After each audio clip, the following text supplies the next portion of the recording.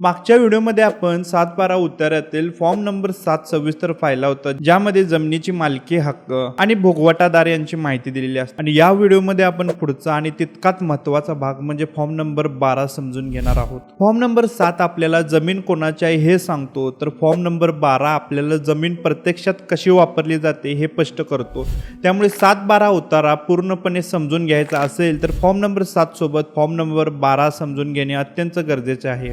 Form 12 मधील पहिला रकाना म्हणजे वर्ष, ज्यातून कोणत्या आर्थिक वर्षाची नोंद आहे हे समजते, जसे 2023-24. यामुळे जमीन वापराचा इतिहास समजतो आणि मागील वर्षात तुलनेत बदल झाले आहेत का हे पाहता येते. त्यानंतर हंगाम दिलेला असतो, ज्यामध्ये खरीप, रब्बी किंवा उन्हाळी अशा पिकांचा सीझन नमूद केलेला असतो. हा रकाना महत्वाचा आहे कारण तो दाखवतो की कोणत्या काळात कोणती शेती केली गेली. पुढे खाते क्रमांक दिलेला असतो, जो त्या जमिनीच्या मालकांचा खात्याशी संबंधित असतो आणि फॉर्म 7 मधील माहितीशी ती जोडलेला असतो. त्यामुळे क्रॉस व्हेरिफिकेशन करता येते. यानंतर पिकाचा प्रकार आणि पिकाचे नाव हे 2 रकाने आहेत. पिकाचा प्रकार म्हणजे पिकाची कॅटेगरी असते, जसे अन्नधान्य, नगदी पीक किंवा भाजीपाला.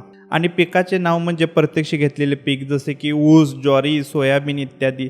ही माहिती अत्यंत महत्त्वाची असते कारण यावरून जमिनीची उत्पादकता, आर्थिक वापर आणि बँकेतून कर्ज मिळण्याची शक्यता ठरते. यानंतर जलस्थिती दिलेली असते, ज्यामध्ये जमीन सिंचित आहे की असिंचित हे नमूद केलेले असते. जर जमीन सिंचित असेल तर तिची किंमत आणि उत्पादन क्षमता जास्त असते. यासोबतच जलसिंचन साधन हा रकाना येतो, ज्यामध्ये पाणी कुठून येते, जसे विहीर, बोरवेल, नदी किंवा कालवा हे स्पष्ट केलेले असते. यामुळे पाण्याचा स्रोत कायमस्वरूपी आहे की नाही हे समजतो. पुढील रकाना म्हणजे लागवडीखालील क्षेत्र, ज्यामध्ये जमीन सध्या वापरात आहे की पडीत आहे हे दाखवलेले असते. जर जमीन चारूत पड किंवा पडीत दाखवलेली असेल तर ती काही काळ वापरात नाही असे समजते. त्यानंतर क्षेत्र दिलेले असते, जे हेक्टर आणि आर या एककांमध्ये मोजले जाते आणि प्रत्यक्षात किती क्षेत्रावर शेती केली गेलेली आहे हे दर्शवते. ही माहिती सरकारी अनुदान, पीक विमा आणि कर्जासाठी खूप महत्त्वाची असते. शेवटचा आणि अनेकदा दुर्लक्षित पण अत्यंत महत्त्वाचा रकाना म्हणजे शेरा. येथे अतिरिक्त माहिती दिलेली असते की जसे जमीन पडीत आहे, काही विशेष परिस्थिती आहे किंवा नोंदी.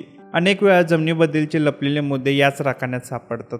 सारांश असा की फॉर्म 12 हा केवळ माहिती देणारा भाग नसून तो जमिनीच्या वास्तविक वापराचा पुरावा असतो. जर फॉर्म 7 मध्ये मालक एक व्यक्ती दाखवली असेल आणि फॉर्म 12 मध्ये जमीन दुसऱ्याच व्यक्तीकडून कसली जात असेल तर भविष्यात वाद निर्माण होऊ शकतो. त्यामुळे जमीन खरेदी करताना किंवा कोणताही व्यवहार करताना फॉर्म 7 सोबत फॉर्म 12 तपासणे अत्यंत आवश्यक आहे. योग्यरित्या वाचल्यास फॉर्म 12 तुम्हाला जमिनीची खरी स्थिती, तिची उत्पादकता आणि भविष्यातील संभाव्य धोके याबद्दल स्पष्ट चित्र देतो.